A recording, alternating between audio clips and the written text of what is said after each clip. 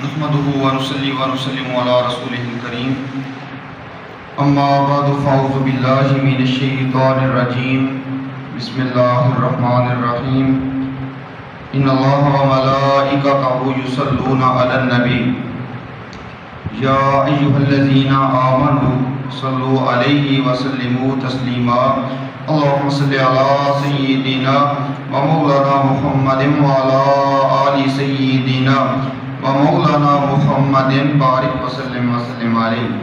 درود پاک کی فضیلت سے متعلق ایک حدیث پاک سماعت فرمائیں۔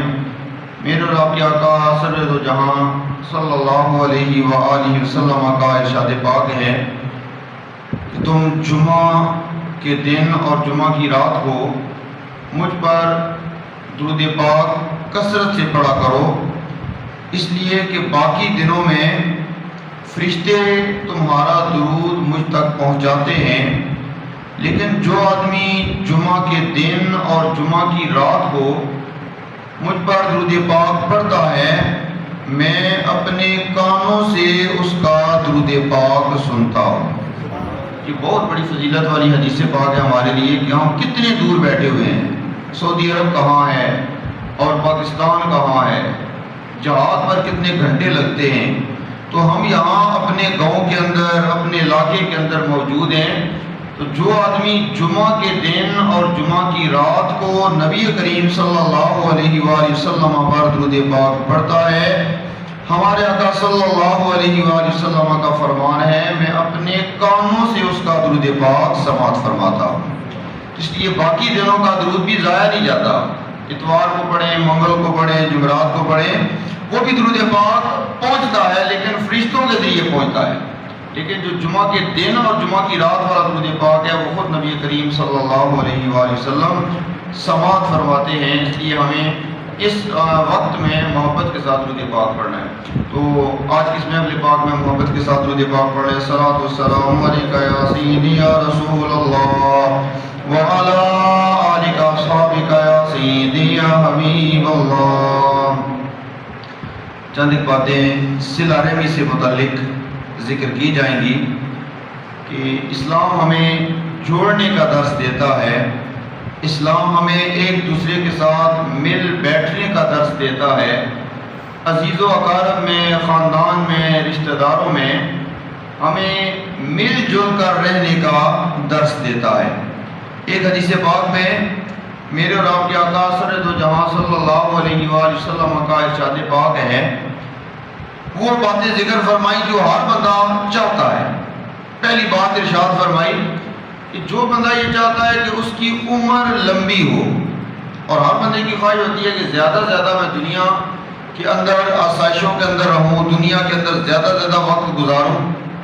تو پہلی بات فرمائی کہ جو بندہ یہ چاہتا ہے کہ دنیا کے اندر اس کی عمر لمبی ہو اور اس کے رزق میں فراخی ہو، یہ بھی ہر بندہ چاہتا ہے کہ میرے پاس بہت زیادہ مال و دولت ہو، میرے پاس بہت زیادہ رقم ہو، دنیا کی جو آسائشیں ہیں، دنیا کے اندر جو سہولتیں ہیں وہ زیادہ زیادہ میرے پاس ہوں۔ وہ تبھی ہو سکتی ہیں کہ جب اس کے پاس رزق کی فراخی ہو۔ تیسرا بندہ یہ چاہتا ہے کہ اس کو کوئی دکھ تکلیف نہ ہو، تو بھی حدیث پاک میں ارشاد فرمایا گیا ہے کہ وہ دکھ تکلیف اس سے اس کو نجات حاصل ہو۔ تو جو بندہ یہ تین کام چاہتا ہے کہ عمر لمبی ہو، رزق میں فراخی ہو اور دکھ تکلیف سے نجات ہو، تو صرف دو کام کرے تو یہ تین مسئلے حل ہو جائیں گے۔ پہلی بات ارشاد فرمائی فَلْيَتَّقِ اللَّهَ، بس وہ اللہ تعالیٰ سے ڈرے، ہر معاملے میں وہ بندہ اللہ تعالیٰ سے ڈر جائے۔ اور دوسری بات ارشاد فرمائی اپنے رشتہ داروں کے ساتھ تعلق جوڑ لے، اپنے رشتہ داروں کے ساتھ صلہ رحمی کر لے، ان کے ساتھ اچھا سلوک کر لے۔ تو یہ دو کام کرے گا، اللہ تعالیٰ سے ڈرے گا اور صلہ رحمی کرے گا، یعنی رشتہ داروں سے تعلق جوڑے گا، تو دو کام کرے گا، فائدے تین ہوں گے۔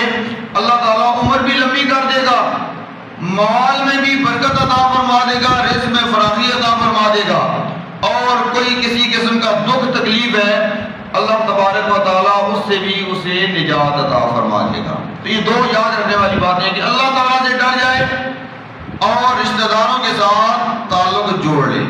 تو مشکل ہوتا ہے، بہت سارے لوگوں کے آپس میں معاملات ہوتے ہیں اور وہ معاملات چل رہے ہوتے ہیں، کوئی بھی خوشی غمی کے معاملات ہوتے ہیں، گھریلو معاملات ہوتے ہیں، اولاد کے معاملات ہوتے ہیں، جائیدادوں کے معاملات ہوتے ہیں. اس وجہ سے ایک دوسرے کے ساتھ معاملات چل رہے ہوتے ہیں. تو وہ معاملات چلتے رہیں لیکن بندہ قطع رحمی تو نہ کرے، وہ معاملات چلتے رہیں لیکن بندہ خوشی غمی تو نہ چھوڑے. یہ دو باتیں اگر بندہ ذہن میں رکھ لے تو انشاءاللہ تعالیٰ کافی حد تک وہ جو دنیا کے انسان کے اسباب ہیں اور دنیا کی جو انسان کی خواہشات ہیں کہ عمر لمبی ہو، مال میں اضافہ ہو اور دکھ درد دور ہو جائے تو سارے حاصل ہو جاتے ہیں. دوسری حدیث بات جس میں امام الانبیاء صلی اللہ علیہ وآلہ وسلم کی بارگاہ میں ایک صحابی رضی اللہ تعالیٰ عنہ حاضر خدمت ہوتے ہیں.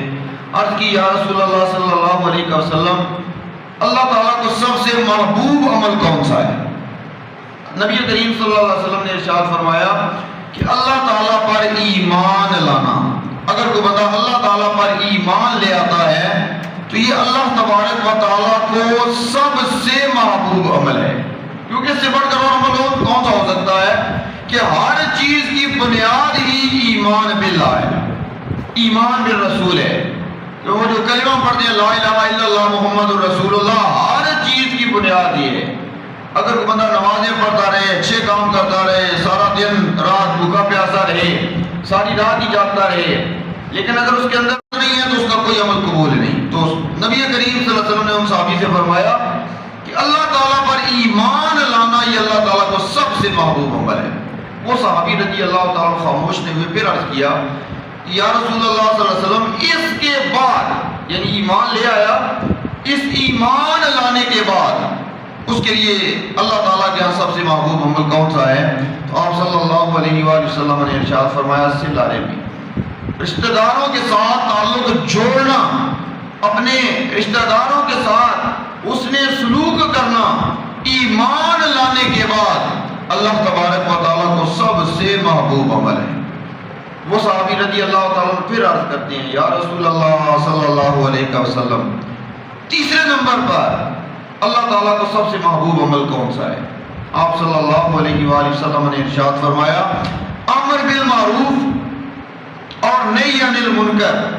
امر بالمعروف کا مطلب یہ ہے کہ نیکی کا حکم دینا، اور نہی عن المنکر کا معنی ہے کہ برائی سے روکنا.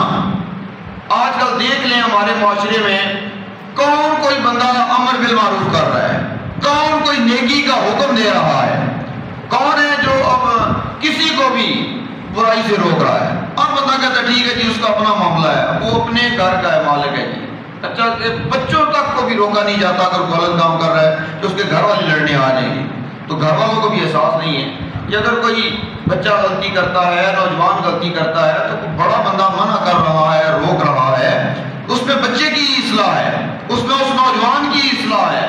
لیکن اس بات کو ان حالات کے اندر نہیں سمجھا جا رہا، اس کو انا کا مسئلہ بنا کے آپ اس میں لڑائی جھگڑے تک نوبت پہنچ جاتی ہے. تو یہ امر بالمعروف، نیکی کا حکم دینا، یہ اللہ تعالیٰ کو بڑا ہی محبوب عمل ہے. اور نہیں عن المنکر، کو بندہ دیکھے اس کو غلط کام کر رہا ہے تو وہ اس کو روک دے، یہ برائی سے باز آ جاؤ، تو یہ اللہ تعالیٰ کو بڑا محبوب عمل ہے. اب یہ جب تین باتیں مکمل ہو گئیں تو وہ صحابی وہی صحابی عرض کرتے ہیں یا رسول اللہ صلی اللہ علیہ وسلم، سب سے ناپسندیدہ عمل اللہ تعالیٰ کے ہاں کون سا ہے؟ تو آپ صلی اللہ علیہ وسلم نے ارشاد فرمایا شرک کرنا، کہ اللہ تعالیٰ کے ساتھ کسی کو برابر ٹھہرا دینا. جس طرح کہ انڈیا کے اندر بتوں کی عبادت کی جاتی ہے، یا اسی طرح اور دیگر مذاہب کے اندر اللہ تعالیٰ کے ساتھ کسی کو شریک قرار دیا جاتا ہے. تو اللہ تعالیٰ کا برابر میں کسی کو لے آنا، آگ کی عبادت کرنا، درخت کی عبادت کرنا، سورج چاند ستاروں کی عبادت کرنا، اور اللہ تبارک و تعالیٰ کے مقابلے میں کسی کو لے آنا، شرک کرنا، یہ اللہ تبارک و تعالیٰ کو ناپسندیدہ اعمال میں سب سے زیادہ ناپسندیدہ عمل ہے.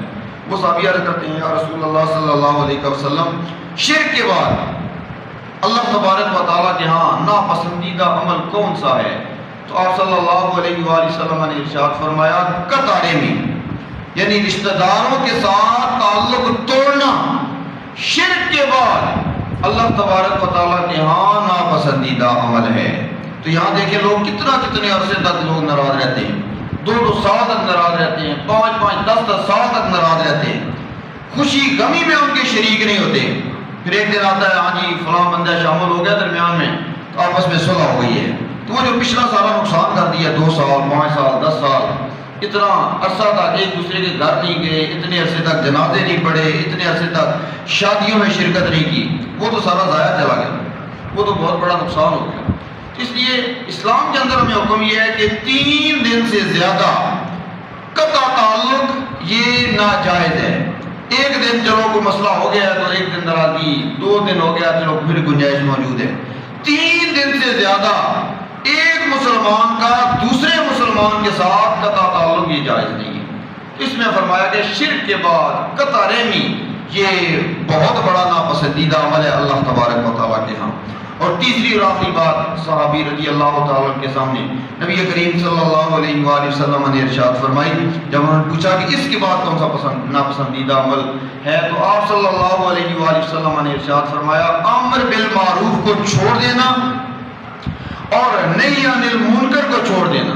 یعنی نیکی کا حکم دینا چھوڑ ہی دینا، بالکل کسی کو کچھ نہ کہو، جو کچھ بندہ کرتا ہے کرتا رہے، بیٹا بیٹی بہن بھائی رشتہ دار عزیز و اقارب دوست احباب محلے دار جاننے والے جو کچھ کرتا ہے کرتے رہنے دو، ہم اپنا بس کام کریں گے.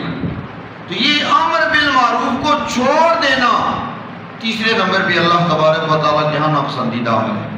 اسی طرح نہی عن المنکر کو چھوڑ دینا، کہ وہ جو بندہ کہتا تھا نا فلاں برائی سے رک جا، فلاں غلط کام سے رک جا، اس نہی عن المنکر کو چھوڑ دینا یہ اللہ تبارک و تعالیٰ کے ہاں شرک کے بعد اور قطع رحمی کے بعد تیسرے نمبر پہ سب سے ناپسندیدہ عمل ہے. تو ان باتوں پر ہم نے توجہ دینے کی کوشش کرنی ہے اور اپنی آخرت سنوارنے کی کوشش کرنی ہے. اللہ تعالیٰ مجھے اور آپ کو عمل کرنے کی توفیق عطا فرمائے.